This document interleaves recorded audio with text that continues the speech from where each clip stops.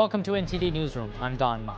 President Trump laying out the terms of the war with Iran. That's as the Pentagon says the U.S. has only just begun to fight. The U.S. and Israel are increasing attacks on Iran, the Jewish state striking a bunker where the leftover Iranian regime is hiding. The fighting is also intensifying in Lebanon, the latest on the fast-developing war. Lawmakers reject a measure that would limit President Trump's military authority and cut short the war in Iran. A handful of Democrats break ranks to oppose the bill. The Trump administration in recent weeks has taken steps in one Latin American country after another aimed at curbing the influence and economic dominance of China. Kristi Noem is out as Secretary of Homeland Security. Remarks from Senator Markwayne Mullin, who's been tapped by President Trump to take the position. The February jobs report showing an unexpected loss of jobs. More on the numbers and reactions from National Economic Council Director Kevin Hassett.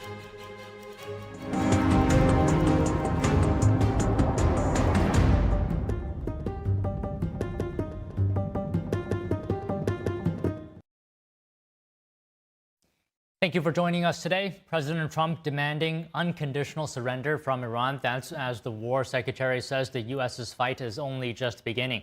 We now go live to NTD's Washington correspondent, Mari Otsu. Mari, good afternoon. Hey, Don, good afternoon. That's right, and President Trump is laying out the terms of this war. He's saying that there will be no deal with Iran except, quote, unconditional surrender. And he says that after that and the selection of great and acceptable leaders, we and many of our wonderful and very brave allies and partners will work tirelessly to bring Iran back from the brink of destruction, making it, quote, economically bigger, better, and stronger than ever before. The president is also vowing that Iran will have a strong and prosperous future. And this is coming as the Pentagon says their fight in Operation Epic Fury is only just beginning. Take a look. Iran is hoping that we cannot sustain this, which is a really bad miscalculation for the IRGC in Iran. Our commitment to our mission objectives only increases as our advantages continue to increase. We've got no shortage of munitions. Our stockpiles of defensive and offensive weapons allow us to sustain this campaign as long as we need to. Again, our munition status only increases as our advantage increases. Our capabilities, we have only just begun to fight and fight decisively. Then if I just look back over the last 24 hours of the operation compared to where we were at its start, ballistic missile attacks have decreased by 90% since day one. Drone attacks have decreased by 83% since day one. Having said this, we remain vigilant. Our strikes against the Iranian Navy have intensified. This is coming as President Trump also tells Axios that he needs to be involved in selecting the Iranian regime's next leader, and that it can't be someone aligned with the Ayatollah's policies, that it needs to be someone who will bring peace and harmony to the region. And today, big defense contractors from Boeing, Honeywell, Lockheed Martin, RTX are all expected to meet with President Trump at the White House to talk about ramping up weapons production, especially missile interceptors. The White House saying that this meeting was previously scheduled, saying that it's not a direct response to the war in Iran. And meanwhile, the White House is also responding to 53 House Democrats voting against declaring Iran a state sponsor of terrorism last night. Take a look. Nearly 3 years ago in 2023, every single member of the House of Representatives, with the exception of one, voted together on this resolution condemning Iran as the world's state leading sponsor of terror. And now in 2026, you have Democrats on Capitol Hill who have been so debilitated by their derangement and their hatred for the man in the Oval Office right now that they cannot even condemn the world's leading state sponsor of terror. Why? Because they are trying desperately to try to undermine President Trump's essential action that he took to protect the United States of America, to protect our bases and our troops in the Middle East, and to ultimately ensure a more safe and prosperous world, not just in the Middle East, but across the entire globe as well. And Don, tomorrow President Trump will be heading to Doral, Florida, where he'll be meeting with 17 heads of state from 17 Latin American countries to launch what he's calling the Shield of the Americas Summit. That's aimed at countering cartels in the Western Hemisphere. Back to you. Mari, thank you. President Trump saying today there will be no deal with Iran except unconditional surrender. Joining us now to talk about the latest in Iran is Gerard Filitti, Middle East Affairs Analyst and attorney specializing in international law. Gerard, good afternoon. So what does unconditional surrender actually mean for the regime in Iran?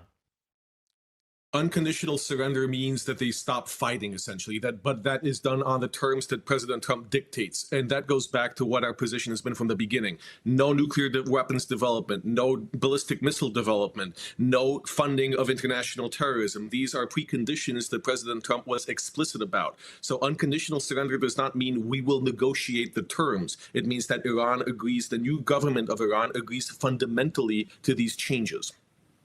So you laid out what it means. What are the chances in your mind that Iran will stop fighting and surrender? What's going to happen to the remaining regime personnel if they do surrender? Well, I think it's too soon to say that Iran is going to stop fighting. They still are in this fight. I think that we need to degrade their capabilities even more, take out more of their weapon sites, and also some of their leadership potentially. I think that what we will see is a transition. I think that most people in the Islamic Republic, the regime itself, want to survive. They see that this is a futile act, that the United States and Israel have air dominance, have missile dominance, have the ability to pound them and destroy all of their assets. So ultimately, there will be a desire by the regime, whichever is in charge, to negotiate a way out. But as Donald Trump has said explicitly, there isn't a negotiation to be had until they lay down their weapons, until they stop fighting. All right, understood. So I have a soundbite here of President Trump talking about the future of Iran at the White House. Let's take a look. We also urge Iranian diplomats around the world to request asylum and to help us shape a new and better Iran with great potential. It's a country with great potential. There's much better future for Iran. It's now beginning. It's going to be, I think, a great future. And the United States will ensure that whoever leads the country next, Iran will not threaten America or its neighbors, Israel, anybody. So, Gerard, the Board of Peace is already at work planning to rebuild Gaza. Now Trump wants to rebuild Iran. It sure is an ambitious plan. What would that entail, rebuilding Iran?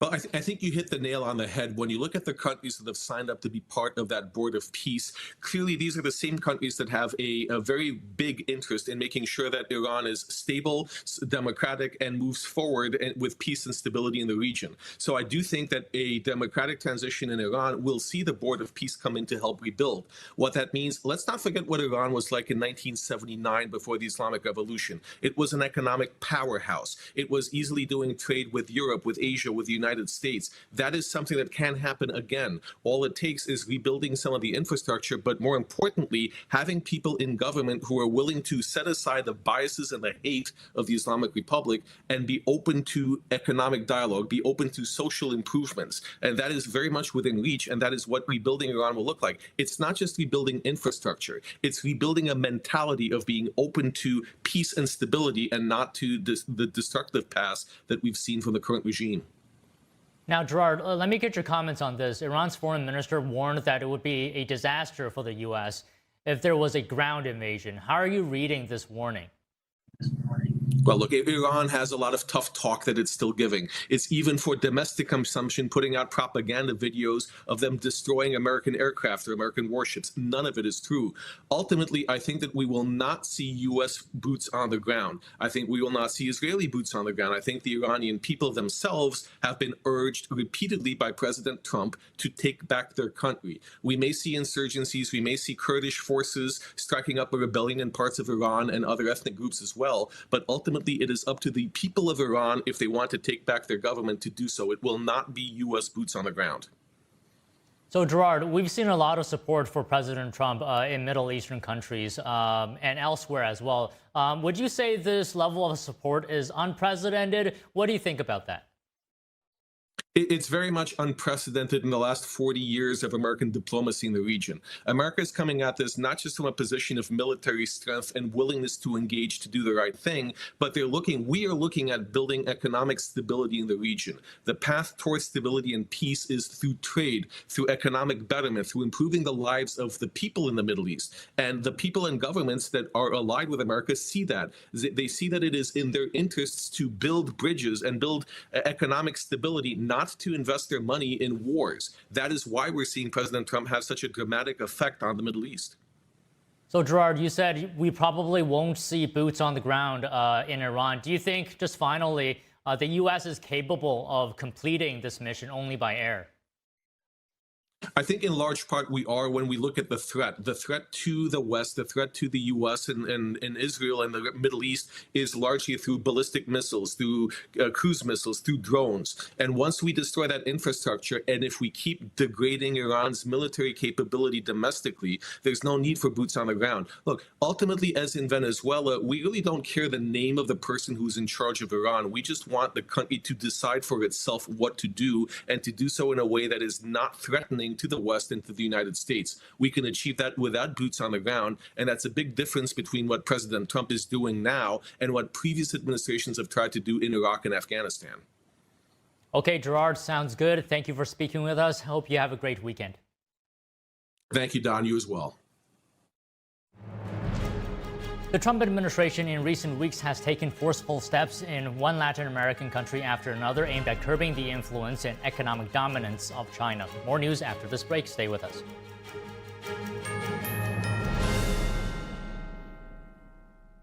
Is deep-sea fish oil really healthy? Due to pollution in the oceans, most fish contain heavy metal elements and radioactive substances. That's why it's so important to choose a pure source of omega-3. Puritan green vegetable omega-3 is made from purslane and perilla seeds, which are rich in nutrients and minerals. It effectively improves brain power and is beneficial to the heart's health. Puritan green vegetable omega-3. Eat 2 a day and you'll feel brand new. Hi, I'm Susan Lucci. You may know me from my many years on television. I never thought about heart disease until I had my own heart event. I felt this slight pressure on my chest, just slight. I thought, oh, it's nothing, it'll go away. I didn't get it. I did not get it. A few days later, while shopping at a boutique, that pressure returned, much stronger. It felt like an elephant pressing on my chest. I had a 90% blockage in my main artery and a 75% blockage in the adjacent artery. I was rushed into surgery where I received 2 stents in my arteries. Stents developed through research funded by the American Heart Association. Those stents saved my life. That's why I'm in front of you today, asking you to join me in supporting the American Heart Association by becoming a monthly donor. Call now or go to helpheart.org. For only $19 a month, just 63 cents a day, you can help fund the next medical breakthrough. Get the next person trained in CPR, the next hospital certified in high-quality cardiovascular care. I'm so grateful to the American Heart Association. Their research helped save my life.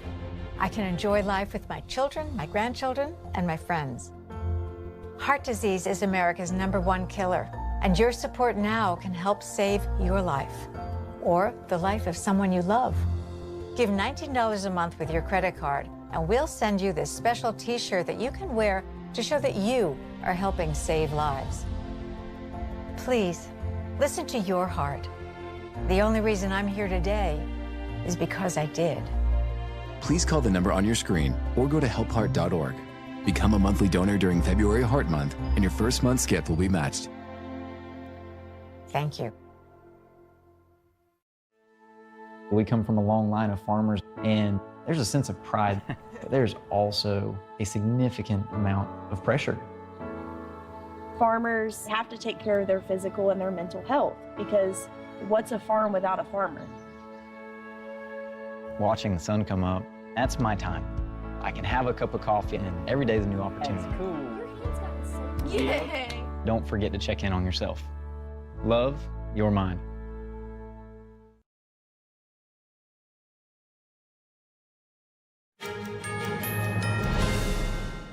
The U.S. and Israel increasing attacks on Iran, the Jewish state striking a bunker where the leftover Iranian regime is hiding. The fighting is intensifying, especially in Lebanon, where Hezbollah terrorists try supporting Iran by attacking Israel. NTD's international correspondent Ariam Pazdar has the latest on the fast-developing war. Fighting in the Middle East continues intensifying. Multiple targets in Iran's capital city, Tehran, being hit, with smoke seen rising from various locations. The US releasing this video showing strikes on an Iranian drone carrier ship, with officials saying the vessel was roughly the size of a World War II aircraft carrier. America's goal is to completely destroy the Iranian Navy. Over 30 vessels are at the bottom of the ocean already.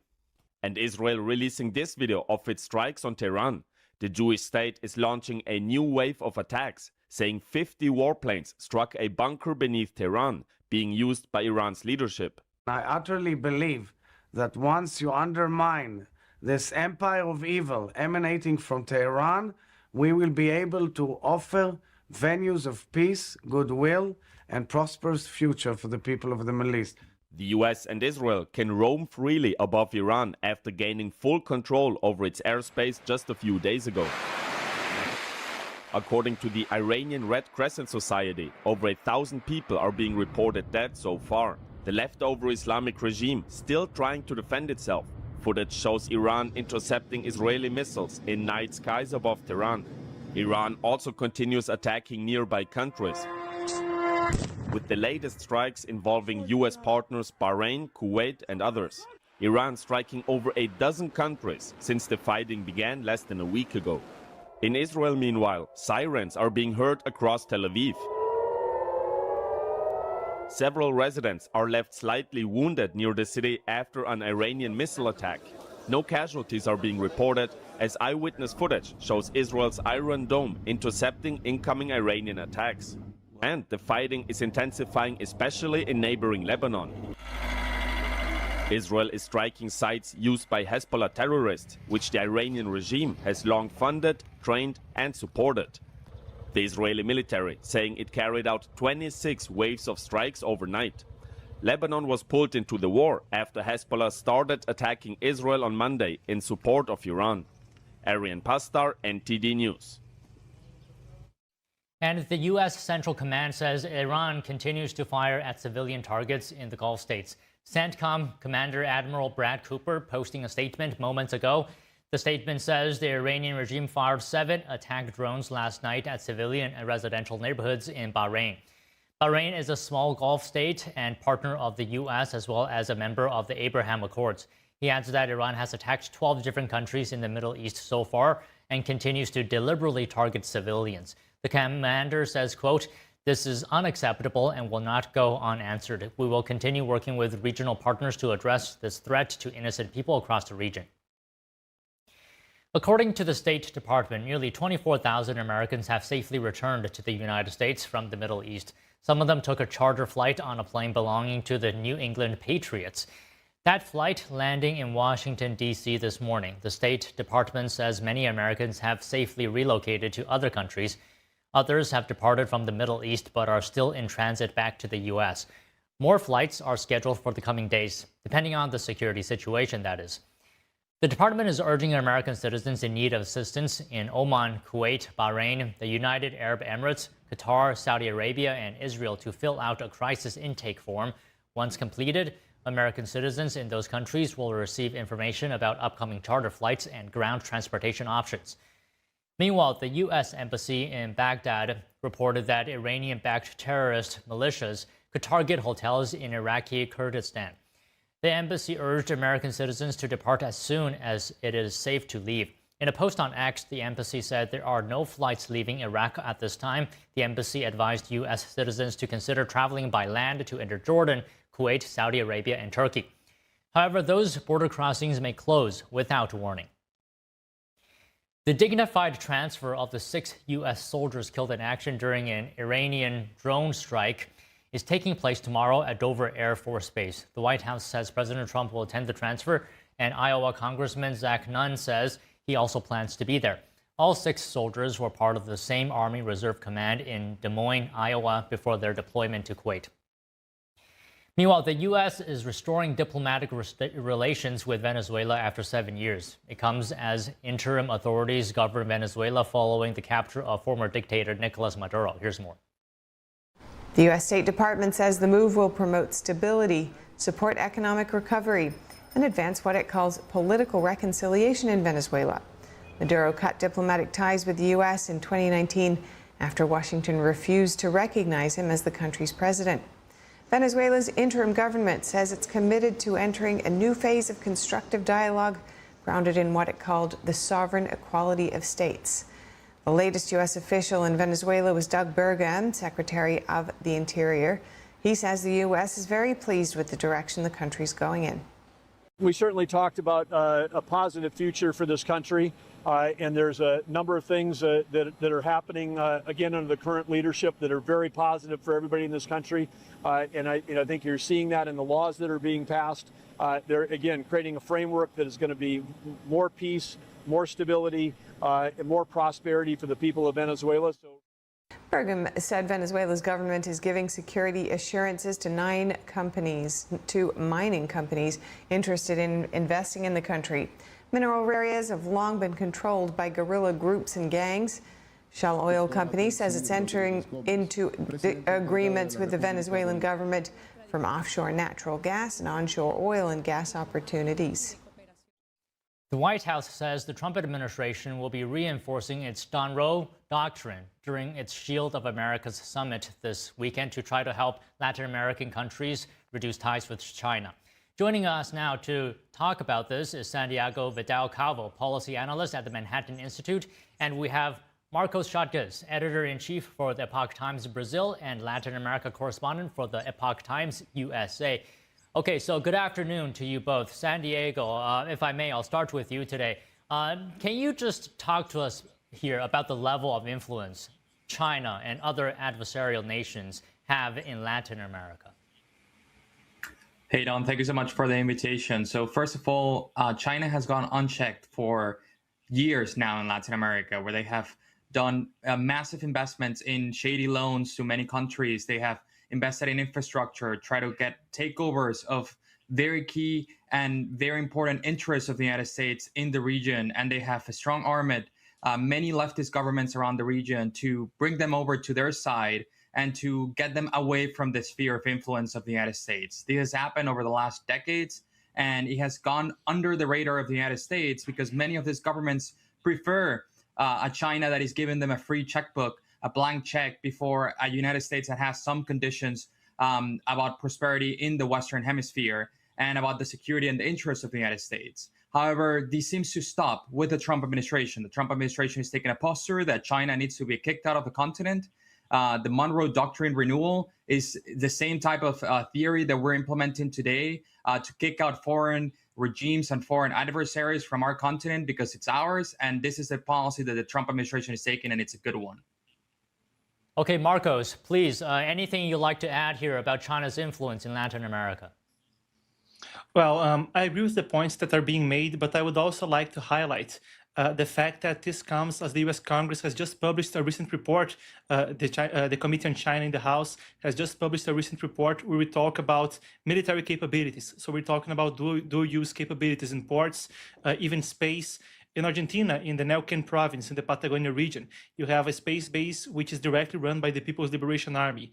Not even the administration has free access to it without the PLA's approval. So we're talking about a threat that, as the points, and I agree with the points that were made, they go into influence. When we talk finance, they go into influence. When we talk infrastructure, telecom, and there's also a military side to it with the dual use of military civil technology, military-civil fusion. I also think that the timing of this is very important to highlight as it comes before an expected visit by President Trump to China still this semester, perhaps in April. So all of this ties into the context of the strategic competition between the US and China, and also has a military side. So Santiago, both of you talked about certain threats and influence that China exerts in Latin America. Can you just put into perspective for us from the U.S.'s point of view? Why does this matter? What threat does this influence pose to the U.S. interests? Well, let me tell you that some of the biggest... Oh, please. I'll have Santiago go first, and then Marcos, I'll ask you. Awesome, thank you. Sorry about that. So let me tell you that the biggest threats that China had on the continent to the United States have already been dissipated, which was Venezuela. I would say one of the main threats, both in security terms, but also in economic terms for the region. What was this representing? Venezuela was giving oil to Cuba and to adversaries across the world, like Iran and China, this has ceased after the capture of Nicolas Maduro. And this looks very grim to China now, that they have lost one of their key partners in the region. If Cuba falls too, China would also lose one of their main partners in the region. They would only be left with some of the leftist parties around other countries like Colombia or like Ecuador or like Brazil and Argentina that do not have much power anymore because they're in process of transition after a Trump administration has put a big influence in the continent, and presidents like Milei and Bukele have made it their goals to kick out a lot of these leftist parties from the continent. So there is an interest of the United States politically to align the continent politically with the United States. But second, security measures. We cannot have rampant dictators in the region that are allies of China making threats or even having security interests or problems with the United States. And this is what was happening with Venezuela and also happening with Cuba and Nicaragua. If the Trump administration is able to remove those regimes and move them into stable democratic countries, that would be the biggest blow to China in the last decade. So, Marcos, before you respond here, Santiago brought up Cuba, right? I have a clip here of President Trump hinting at action in Cuba recently after making some comments. Let's take a look at that clip. We also urge Iranian diplomats around the world to request asylum and to help us shape a new and better Iran with great potential. It's a country with great potential, has much better future for Iran. It's now beginning. It's going to be, I think, a great future. And people, I want to thank all of the people that have been involved. Marco, you've been doing a fantastic job. And you've been doing a fantastic job on a place called Cuba. What's happening with Cuba is amazing.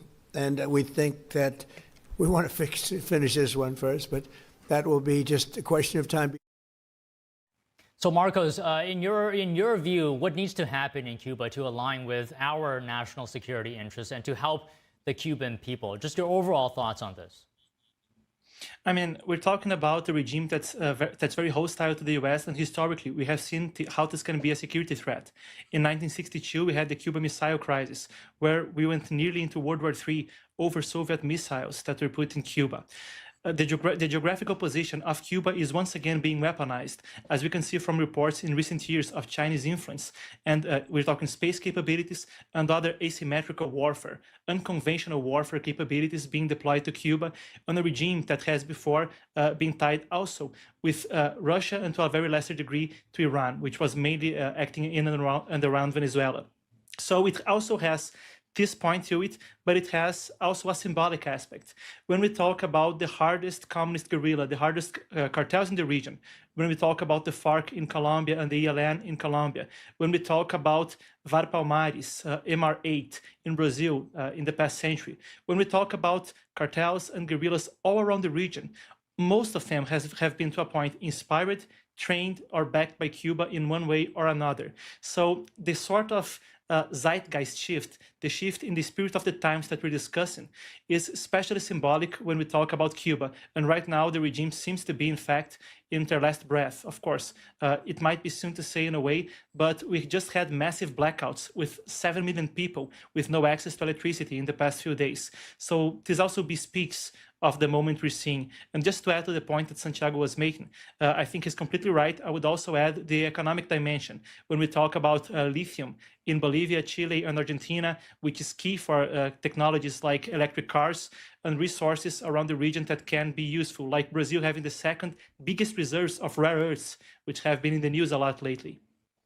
So, Santiago, you can add something more if you would like, but I want to actually circle back to China. There's one thing I wanted to ask you specifically, and that is about China's ports that it has built in some of these Latin American countries.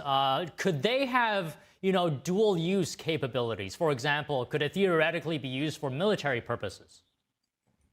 Well, let me tell you something. China does nothing out of benevolence and charity. And I think this is what we're seeing across the continent. The only reason why China is involved in Latin America is because they have an interest to have some sort of investment there that is going to advance their purpose here in Latin America. And what is their purpose? To diminish the influence of the United States. That is the only purpose that China is having. The second purpose that you can try to bring is make money, but everybody wants to make money in this world, and China has obviously different ulterior motives. And this is the issue, is that we have not seen in Latin America the investment from China like we saw it in other places around the world. We saw the Belt and Road Initiative being implemented in Africa, in Asia, in the Middle East. Why not see it also in Latin America as an extension of the Belt and Road Initiative? And this has been this case over the last decades. China has invested in ports for their infrastructure, for their security interests. If they control what the ports of Latin America, they control the trade of Latin America. And we saw this with the ruling and with the influence that had the Panama Canal on the last couple of months. This has been the influence that China has had. If we continue to allow China, not only ports, but communication, China has invested billions of dollars in communication infrastructure in Latin America, spaceport. I 100% agree with Marcos here on what he's saying with the security interests of China in the region.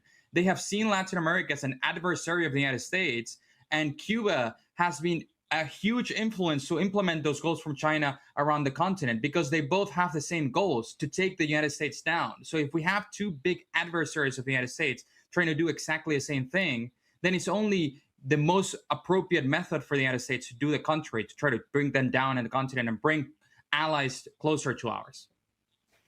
So Marcos, give us your concerns on these specific items, whether we're talking about the ports, the infrastructure investments, debt trap practices. Talk to us about your concerns on these, and what leverage does the U.S. have to convince these Latin American countries to shift their alliance closer to the U.S.? I mean, the leverage has been increasing. For instance, of course, the attacks on the Caribbean on the narco boats have a big impression. When we're talking about the shift in the international environment, we're talking about the traditional way international relations have been conducted, with the United Nations or other organizations being middlemen, shifting essentially to what it used to be before World War II.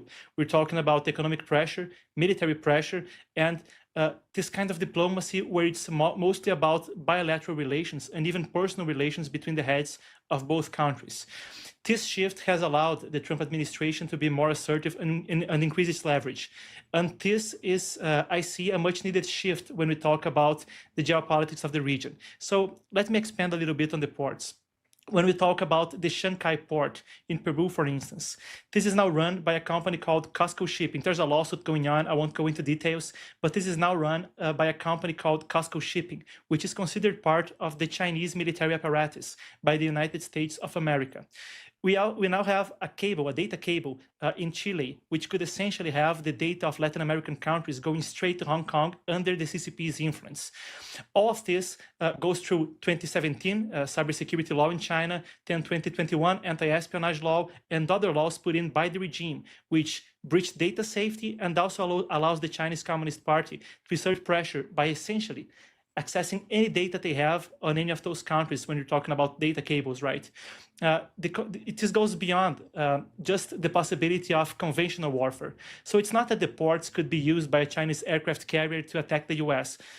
That's a farther away possibility, despite theoretically possible.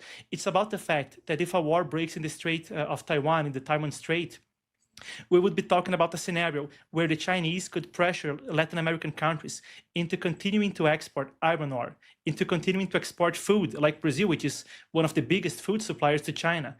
We could see that supply chains and diplomatic legitimacy could be provided by countries nearby the United States. So when we talk about the war scenario, I think that's the kind of thing that's into discussion. Now, regarding leverage, like I said, I think it's about bilateral diplomacy, personal relations from Trump with leaders in the region.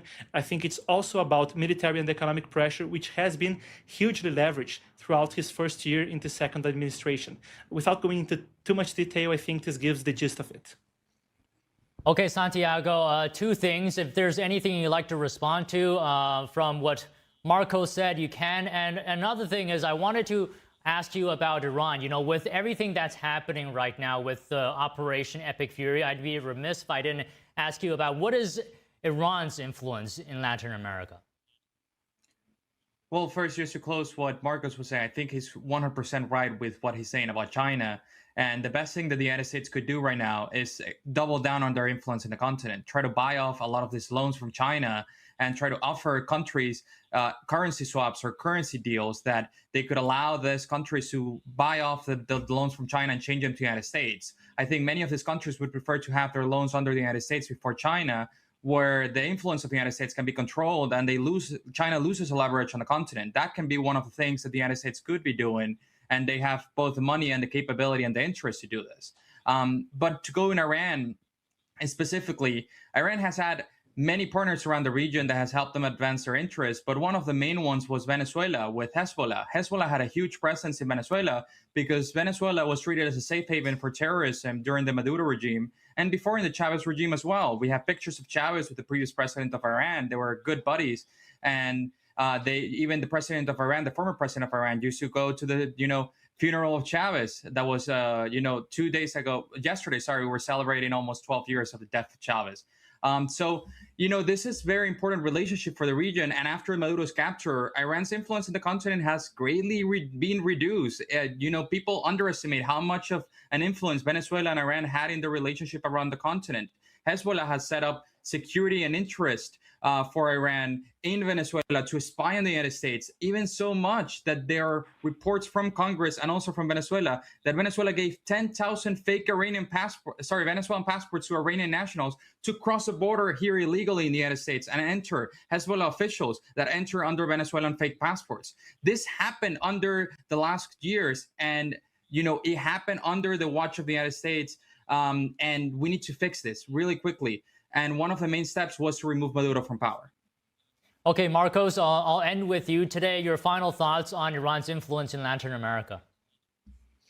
So just to expand on what Santiago was saying, the passport scheme in Venezuela was so big that in 2007, they even planned a terrorist attack on JFK Airport in New York coming from Guyana and Venezuela, which was thwarted last minute by the FBI.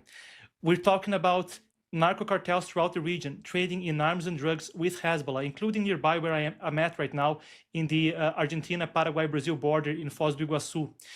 This is the kind of thing which has created also an influx in the last administration of people in the US terror watch list throughout the southern border. And you see the menace of this rogue terrorist regime expanding throughout the US's neighbors and into the United States. In a matter of about 2 months, this administration has debunked this scheme to the point where its main leader in the region, Nicolás Maduro, is in jail, and its main leader in the Middle East, Ali Khamenei, is dead. We see a reversal of the US's adversaries' influence in the region, going from Iran to China, even to Moscow to an extent, because Venezuela was also a forward operating base for Russian influence in the region. This all comes not only before the summit we have on Saturday, but before President Trump's visit to Beijing in April or sometime in the first semester of this year. I think the message is very clear to the US adversaries, and when Donald Trump steps into China in the near future, he'll have the leverage of what has happened close to home in the past 2 or 3 months. Okay, well, very profound conversation today, coming as no surprise from two incredible analysts. But thank you both for speaking with us today. Really appreciate it. Thank you. Thank you so much. The February jobs report showing an unexpected job loss. More on the numbers and reactions from National Economic Council Director Kevin Hassett. And Kristi Noem is out as Secretary of Homeland Security. Remarks from Senator Markwayne Mullin, who's been tapped by President Trump to take the position. More news after this break.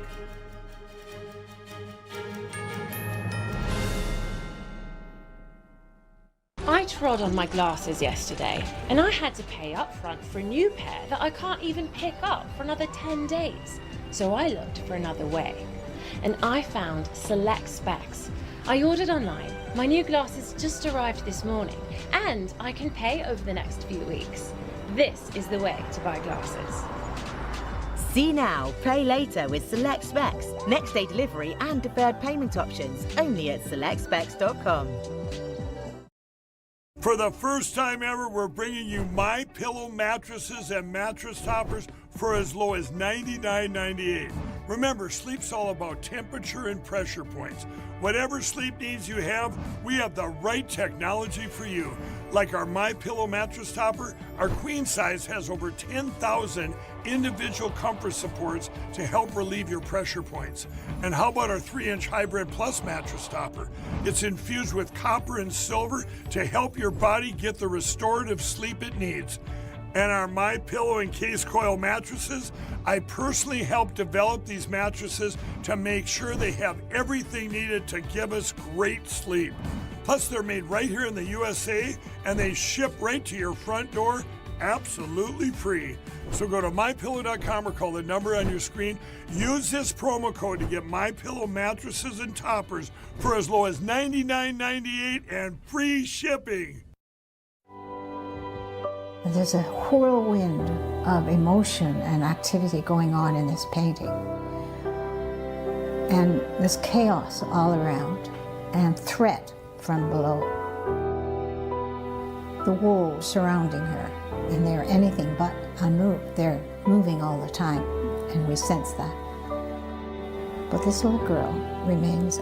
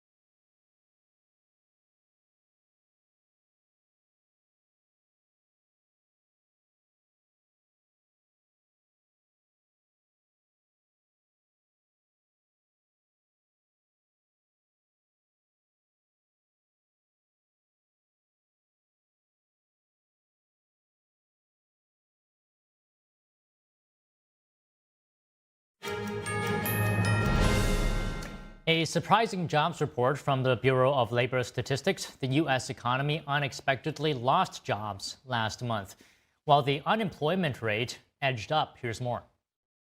New government data shows jobs dropped by 92,000 in February. This comes after January's better than expected performance of 126,000 new jobs. The unemployment rate edged up to 4.4% from 4.3%. Economists forecast nearly 60,000 new jobs and a jobless rate holding steady at 4.3%. Here's White House National Economic Council Director Kevin Hassett reacting to the report on CNBC this morning. There have been so many strong indicators this month that it's something of a surprise, but there's some weather, there are strikes on the West Coast, and I think that we also have this birth-death model, a change in the procedure at the BLS. And so I think what we need to start doing with these jobs numbers, at least on the payroll side, is take the average over a few months. And if you take the average over a few months, we had a surprisingly positive one last month and a surprisingly negative one this one. But on average, it's about what we expect to be seeing. Industries that gained jobs include social assistance and hospitals. Industries hit hard by job losses include healthcare, information services, manufacturing, transportation, warehouse, and federal employment. Hassett is projecting optimism, saying, as you heard, the U.S. economy remains strong, and saying job creation is on a net positive, and also that he expects the GDP to grow by 4% this year, saying a fast-moving economy will support job finding. A major change in the Trump administration. Secretary Kristi Noem is set to leave the Department of Homeland Security, and Trump's pick to replace her is Senator Markwayne Mullin. Here's that story.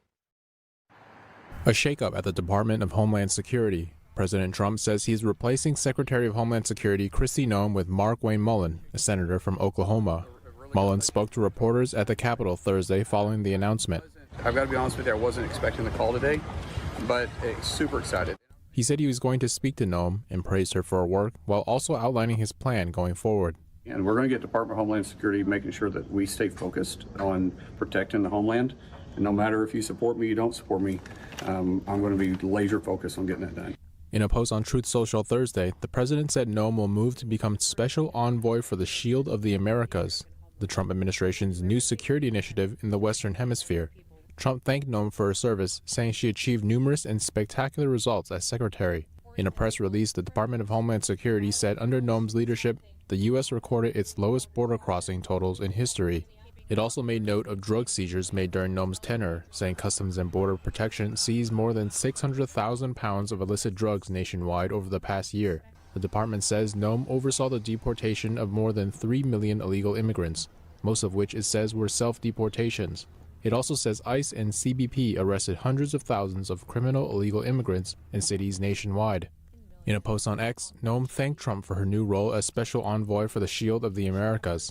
She says she's looking forward to working with Secretary of State Marco Rubio and Secretary of War Pete Hegseth. Secretary of War Pete Hegseth praised Noem's leadership at the DHS. We all serve at the pleasure of the president. I'm sure Mark Wayne Mullen will do a fantastic job. He's been a friend of mine for a long time. But Christie did a great job setting us up for success. So I don't have any concerns about whether or not the Homeland will be covered down on. Rubio says Noem will be a tremendous asset to their team. Noem's departure comes amid mounting criticism over her leadership, including from some Republican lawmakers. And the DHS is at the center of a funding battle in Congress over immigration enforcement and has been shut down for 21 days. Mullen will replace Noem on March 31st, pending Senate confirmation. The House of Representatives has voted and the Department of Homeland Security funding bill has been cleared by the chamber. Republicans warn the shutdown threatens key security agencies, while Democrats say the bill lacks oversight for immigration enforcement. NTD's Chris Baum has details. The House has voted, and the Department of Homeland Security funding bill has passed 221 to 209, with 4 Democrats joining all Republicans.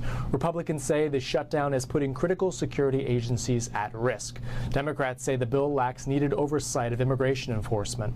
Here's a look at the debate. Now, especially with conflict in the Middle East, is not the time to block funding for the Department of Homeland Security. We could be under attack by Iran. Republicans say the DHS funding bill isn't about ICE or CBP, which already received $75 billion from the One Big Beautiful Bill. ICE is already funded for years. CBP is already funded for years. But the funding that comes from that bill funds our Coast Guard, our TSA, our cybersecurity professionals. Some lawmakers say the fight over DHS funding has become political, leaving frontline personnel and their families in uncertainty. Right now, we're playing politics with something like the Department of Homeland Security funding. I don't need my active duty members to be worried about the safety and security of their families that they've left here in the homeland. When asked about what reforms she would support from Democrats, Congresswoman Lisa McClain said, "Is the party of masks, right, all of a sudden wants to unmask all the ICE agents. Just look at the contradictions. You should ask yourself why we're in this situation to begin with. If 20 million people didn't cross our borders, we wouldn't be having this situation and we wouldn't be having. One of the demands that's been communicated was that they wanted ICE to cease operations or to not operate within proximity of voting locations. What does that tell you? Democrats and Republicans debating a DHS funding bill in the Senate, the measure failing to reach 60 votes needed for cloture, leaving lawmakers at an impasse over oversight of immigration enforcement. Democrats do want to ensure that TSA and CISA and FEMA and other important agencies are funded.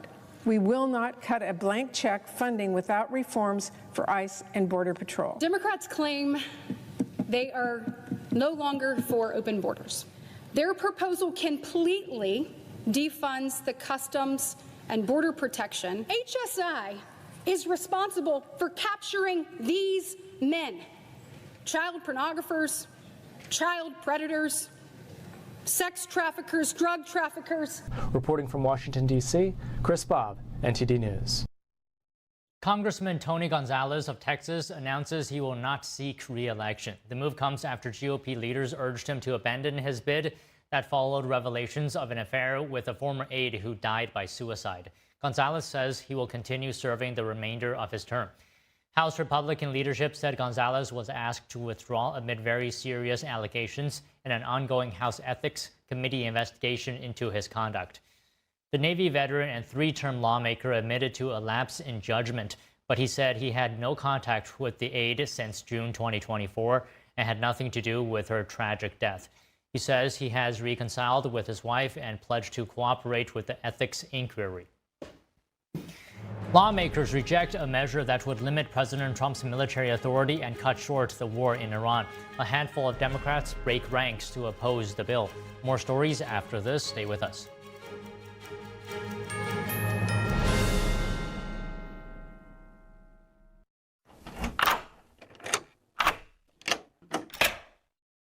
I'm Jonathan Lawson. If you're 50 to 85, I have an important message about security. Write down the number on your screen so you can call when I finish. The lock I want to talk to you about isn't the one on your door.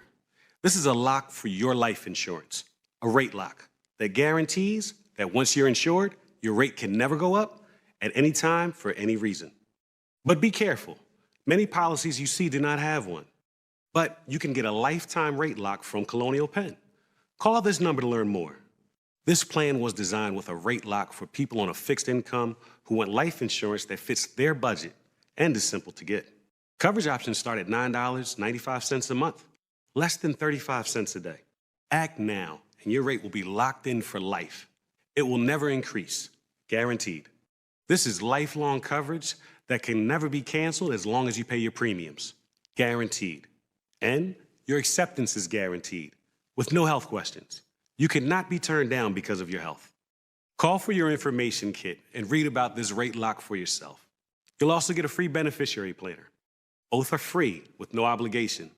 Don't miss out. Call for information, then decide. Read about the 30-day 100% money-back guarantee. Don't wait. Call this number now. Call now and you'll also get this free beneficiary planner. Use this valuable guide to record important information and your final wishes, and it's yours free just for calling. So don't wait. Call 1-800-357-4821 for your free information. That's 1-800-357-4821. There's no risk or obligation. That number again is 1-800-357-4821. That's 1-800-357-4821. 1-800-357-4821. Call now. First time that I went to see him, a lot of stuff came into my mind because I wasn't prepared at all. I know the first 3 months of his life were really important, and I wanted to be there all the time for him. First time he was like, "Daddy, Daddy." That was one of his first words.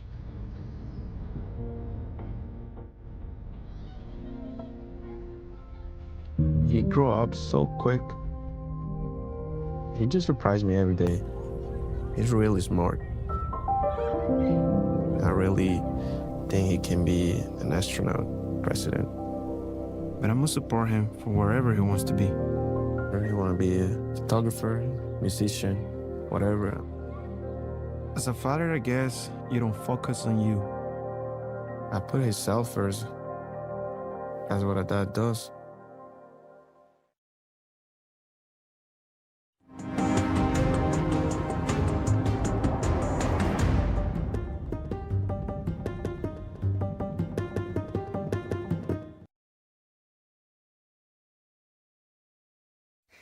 Democrats on Capitol Hill this week failing to cut short military operations in Iran, both chambers rejecting a war powers resolution that Republicans described as dangerous. NTD's Melina Weiskopf reports. On the 6th day into President Trump's Operation Epic Fury, lawmakers rejected a measure from Democrats that would have limited ongoing military operations in Iran. This needs to continue. It would have been a very dangerous gambit to take the commander-in-chief's ability away to complete this mission. It would have been a very serious misstep by Congress, and I'm grateful that that resolution failed. Two Republicans, Thomas Massie and Warren Davidson, joined with most Democrats to stop the operation. Democrats have expressed concerns about the operation evolving into an endless war, a notion the Pentagon has repeatedly rejected. The mission of Operation Epic Fury is laser-focused. Destroy Iranian offensive missiles, destroy Iranian missile production, destroy their navy and other security infrastructure, and they will never have nuclear weapons. Why? Because they have proven that they are an imminent threat and they will use it every single chance that they get. 4 Democrats joined with Republicans to shoot down the measure, one of them emphasizing that pulling troops out mid-operation is not good policy. To me, this was a no-brainer. They had a window of opportunity to take out very specific military assets in order to defang the Iranian regime we will be safer. He was joined by Congressman Jared Golden, Henry Cuellar, Juan Vargas, and John Fetterman in the Senate, being the few Democrats that support the president's action in Iran. Reporting from Washington, D.C., Melina Weisskopf, NTD News. Oil prices are surging as the conflict in the Middle East disrupts global energy supplies.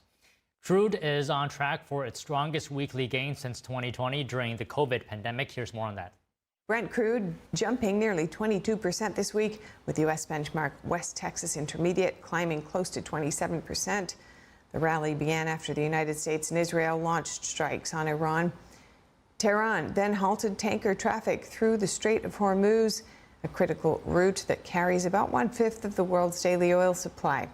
President Trump says rising gas prices are not his main concern, adding that the military operation remains his top priority.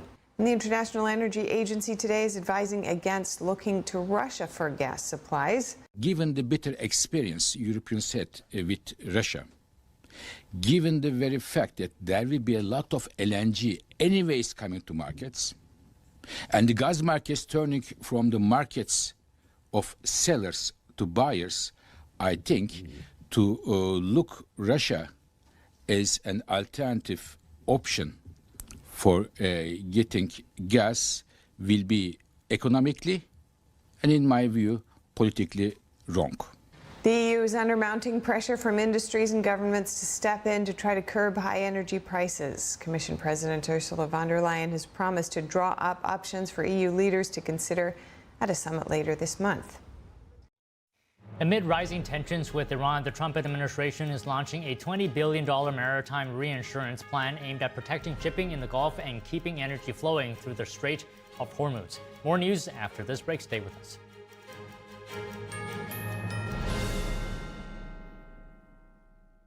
I'm Amy Grant, and I want to talk to you from my heart about the heart. I would have been the last person on the list to say this woman has a problem with her heart. So no, there was nothing about my life that said, you have a ticking time bomb in your chest. But I did. I wound up in the office of a cardiologist because I was there with my husband. And at the tail end of that, the cardiologist looked at me and said, I want to see you. No one was more surprised than I was to learn I was living with a rare heart condition. He said, Amy, this condition, you'll be fine, and then catastrophic. A few months later, I had open heart surgery that saved my life.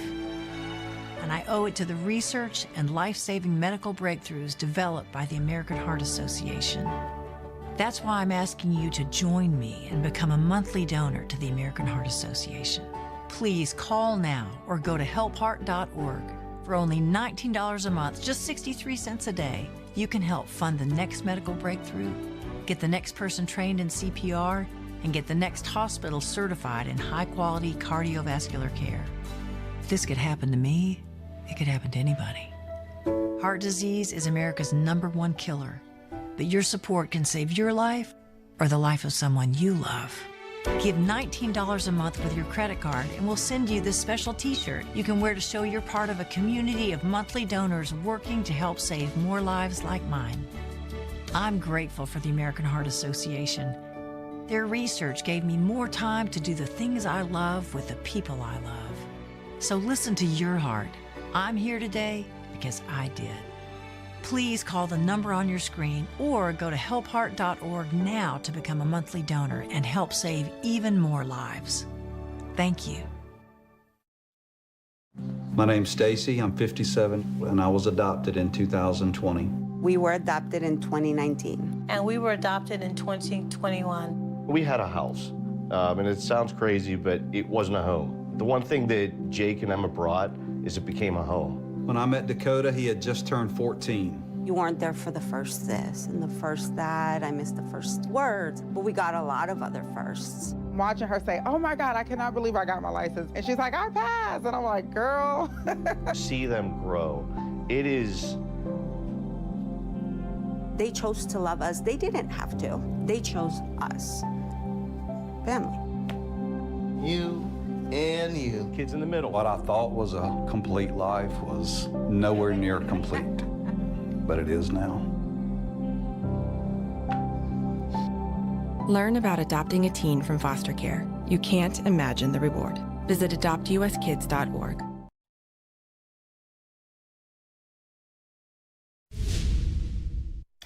Welcome to NTD Newsroom. I'm Don Ma. President Trump laying out the terms of the war with Iran. That's as the Pentagon says the U.S. has only just begun to fight.